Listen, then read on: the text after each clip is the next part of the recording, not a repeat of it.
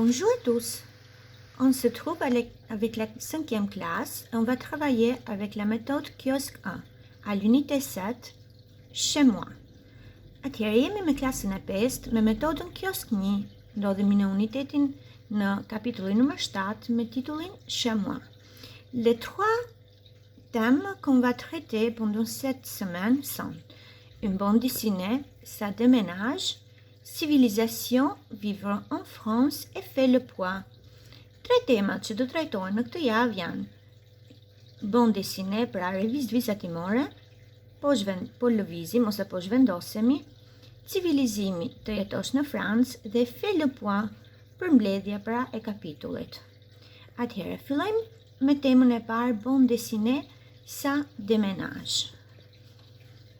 Les résultats de l'apprentissage sont identifier les deux familles, citer les deux expressions qui ont la même sens. Atëherë, rezultatet që priten të arrijem pra janë të identifikojmë dy familjet e dhëna në tekst dhe të listojmë dy shprehje ose të citojmë dy shprehje të cilat kanë të njëjtin kuptim. Do t'i gjejmë në tekst së bashku. Kalim pa humbur kohë në tekst në faqen 91. Alors, je vais vous lire le texte et je vais vous traduire un peu. Po ju a lexoj dhe po ju a përkthej pasi është pak e vështirë prej shkronjave. Le première image, në figurën e parë, il y a deux familles qui déménagent, dy familje të cilat po zhvendosen në një apartament, në një shtëpi të re. Alors, on commence avec le dialogue. Ne reste pas dans le passage, Nico. Mos qëndro tek rruga e kalimit, Nico. Fais attention à toi, Kinoko. Bëj kujdes, Kinoko. Quelle coïncidence! Nous emménageons le même jour. Çfarë koincidence! Po, vendosemi në të njëjtën ditë. Heureux de faire votre connaissance, cher voisin. I lumtur që po ju njoh, i dashur komshi. Moi, c'est Bernard Zazon et voici Françoise, mon épouse. Unë jam Bernard Zazon dhe ja Françoise, nusja ime. Je m'appelle Damien Carme, ma femme Ling. Unë quhem Damien Carme dhe gruaja ime Ling. Ling, c'est original. Ling është original. Bëhet fjalë për emrin pra. No oriental, jo oriental. Pra, si që shikoni, gruaja është me tipare aziatike, pra është orientale. Nuk jetë japoneze, kineze. Nuk na ka treguar, por është aziatike. Shikojmë më poshtë. Ona Nico, Kinuko, un chien et un chat. Kemi dy personazhe dhe dy kafshët respektive. Nico ka një qen dhe Kinoko ka një mace. Do shikojmë më poshtë se ç'do të ndodhi. Les deux chats, le chat et le chien, les deux animaux se disputent. Dy kafshët po grinden me njëri tjetrin dhe vajza thret. Rappelle cet excité baveux. Mere këtë gjën e egër. Faudrait voir à me parler avec plus de respect, Miss Quat.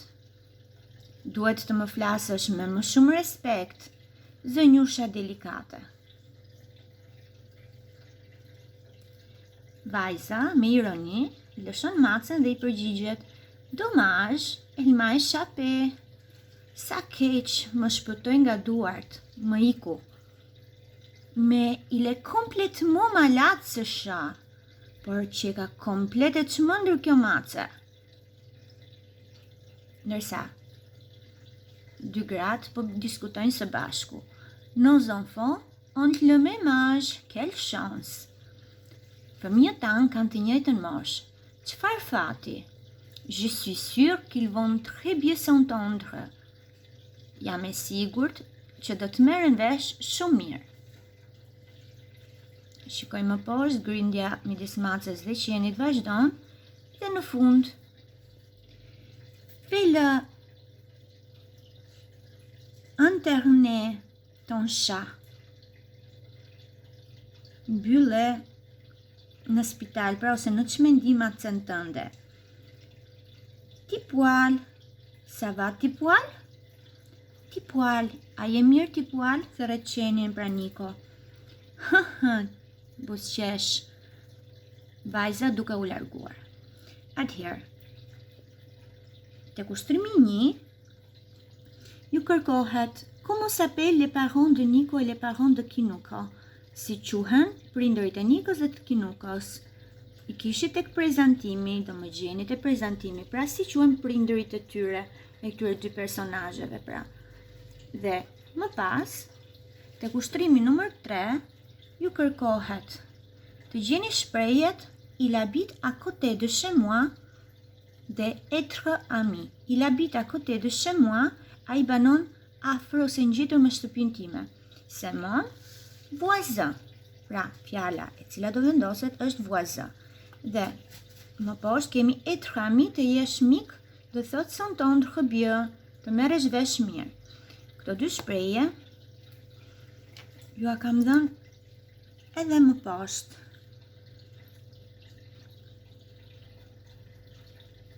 Pasi ta keni lexuar, punoni ushtrimet dhe tani vazhdojmë me temën e tretë, temën e dytë, civilisation vivre en France. Civilizimi të jetosh në Francë. Les résultats de l'apprentissage sont identifier les habitations, citer des pièces de la maison à l'extérieur et décrire la maison de rêve et présenter avec un dessin. Atëherë, ajo që do arrijmë në fund të mësimit duhet jetë. Pra, secili për jush duhet jetë i aftë që të identifikoj vendbanimet në Francë, pra të listoj ose të citoj disa nga pjesët e shtëpisë nga jashtë dhe të përshkruaj shtëpinë e ëndrave, si dhe ta prezantoj atë me një vizatim. Atëherë, fjalët kyçe ose fjalët e reja janë un appartement, një apartament, un chalet, një shtëpi për i druri, une villa, një vilë, le jardin, obori, la terrasse, veranda, le toit, çatia, la fenêtre, dritarja. Atëherë, kalojmë pak tek teksti dhe shikojmë se çfarë na është dhënë. On se trouve donc à la page 92-93. Ndodhemi në faqen 92 dhe 93. Në faqen 92 kemi një shtëpi dhe poshtë na janë dhënë disa fjalë. On va identifier ces mots. Do të identifikojmë këto fjalë dhe do i tregojmë në figurë. On a le toit, çatia, les chaises, kariket, le jardin, obori, les fenêtres, dritaret, la porte d'entrée, dera kryesore, la terrasse, veranda, la table, tavolina. Hajde identifikojmë tani në figurë. Le toit, çatia. Les fenêtres, dritaret. On a la porte d'entrée, dera kryesore. Puis on a le jardin, kemi oborin, la terrasse, veranda, la table, tavolina, les chaises, kariget.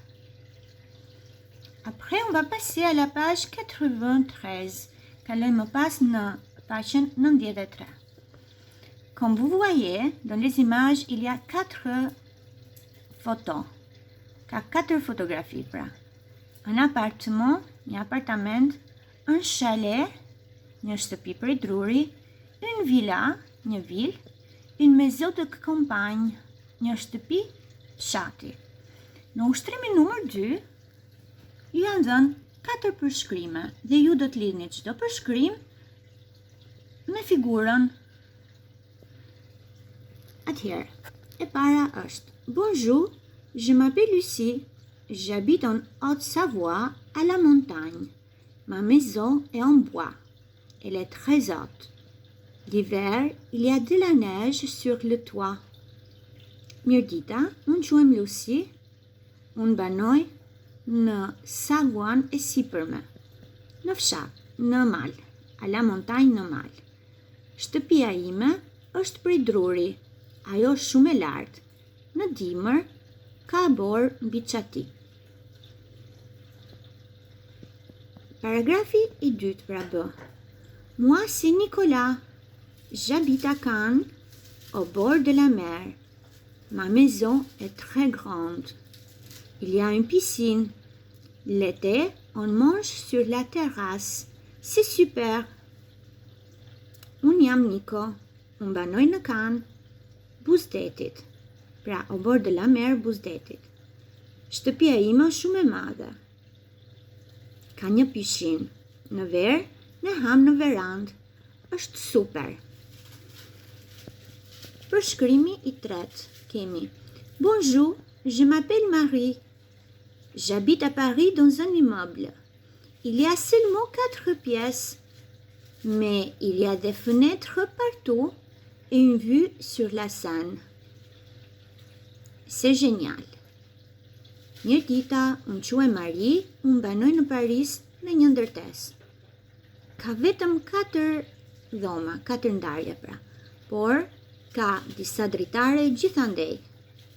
Dhe një pamje mbi lumin Sen është geniale. Dhe doja pika fundit kemi: Salut, je m'appelle Damien, j'habite à Sarlat. Les pièces de ma maison sont très grandes. Il y a un garage. Mes chiens aiment aller dans le grand jardin. Përshëndetje, unë quhem Damian.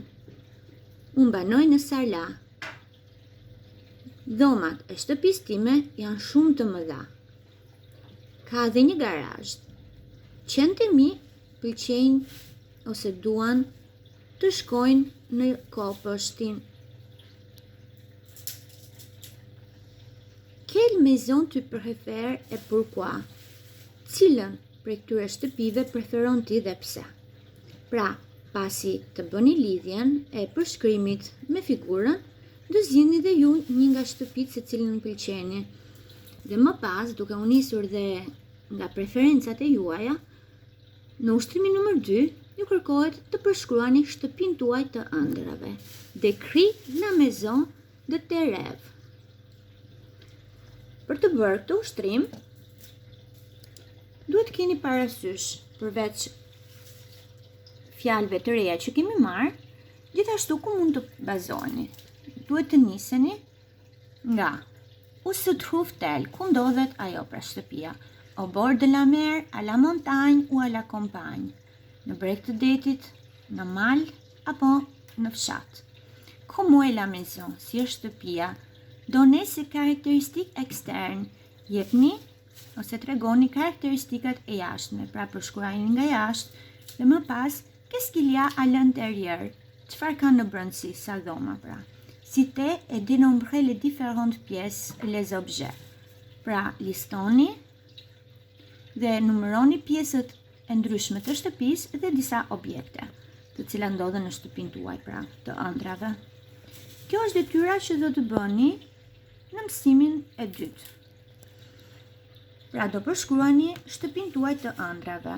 Do ishte bukur sikur ta shoqëronit edhe me një vizatim, siç ua kam dhënë më lart. Pra, mund ta vizatoni dhe më pas ta përshkruani me fjalët e juaja. Vazhdojmë më pas në mësimin e tretë. Fais le poids. Mësimi i tretë Fais le poids, siç e dini, është përmbledhje e kapitullit nëmër 7. Les résultats de l'apprentissage sont comprendre le dialogue, associer la description au plan correspondant et décrire la chambre. Atëherë, çfarë duhet të bëjmë? Duhet të kuptojmë dialogun që na jepet dhe të përgjigjemi fjalive, të lidhim përshkrimin me figurën, me planin, që na jepet një ushtrim tjetër dhe më pas do përshkruajmë dhe dhomën. Secili pra prej jush do përshkruaj dhomën e tij. Atëherë, tek ushtrimi numër 1, siç e dini të gjithë, po ju a tregoj një herë figurën. On est à la page 94, jemi në faqen pra 94. Ushtrimi i parë është komprension oral. Të kuptuarit, pra duhet arrini të kuptoni një pjesë që do ta dëgjoni. Unë do ju a lexoj, por nëse qoftë se e keni të pamundur ta kuptoni, mund të shikoni dhe tekstin i cili ndodhet më poshtë, do ju a tregoj. Alors, les phrases sont: fjalit janë: il y a des livres sur la chaise. Ndodhen disa libra mbi karrike. Les vêtements sont sous le lit. Veshjet janë poshtë krevatit. Les CD sont à côté de la chaise. CD ndodhen ngjitur me karriken. Il n'y a pas d'affaires partout. Nuk ka gjëra ose sende gjithandej. Atëherë, po ju a lexoj dialogun dhe më pas juve duhet i përgjigjeni këtyre fjalive: vrai ou faux, është e vërtet apo e gabuar. C'est un dialogue entre Sophie et Lisa. Salut Lisa, viens, entre dans ma chambre. Përshëndetje Lisa, eja, hyr në dhomën time. Quel désordre! Tes livres sont par terre, tes vêtements sous le lit et tes CD sont à côté de la chaise. Çfarë rëmuje? Librat e tua janë për tokë. Veshjet poshtë krevatit dhe CD-t ngjitur me karriken. Dhe Sofia i përgjigjet: oui, j'adore le désordre. Dans ma chambre, il y a des affaires partout. Po, unë adhuroj rëmujan. Në dhomën time ka gjëra gjithandej. Atëherë, pasi ta shikoni me vëmendje dialogun, ktheuni tek ushtrimi numër 1 dhe përgjigjuni pyetjeve vrai ou faux. Dans l'exercice numéro 2, on a compréhension écrite. Tek ushtrimi numër 2, kemi compréhension écrite. Na janë dhënë 3 personazhe të cilat po përshkruajnë dhomën e tyre. Dhe për bri ndodhen dhe 3 figura të ndryshme pra. Çfarë do bëni? Pasi ti keni lexuar me vëmendje përshkrimet e shtëpive përkatëse, do gjeni se cila nga planet i përket përshkrimit. Për shembull, chez moi il y a 5 pièces, 2 chambres, une pour moi et une pour mes parents, une salle de bain, une cuisine, un grand salon.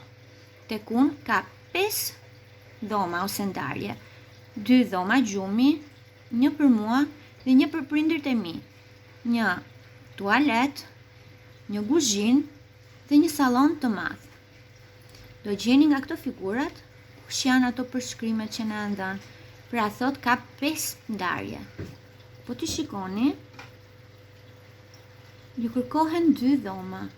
Shikoni me vëmendje ndarjet dhe sipas ngjyrave, sepse ju ndihmojnë dhe ngjyrat, dhe më pas gjeni figurën.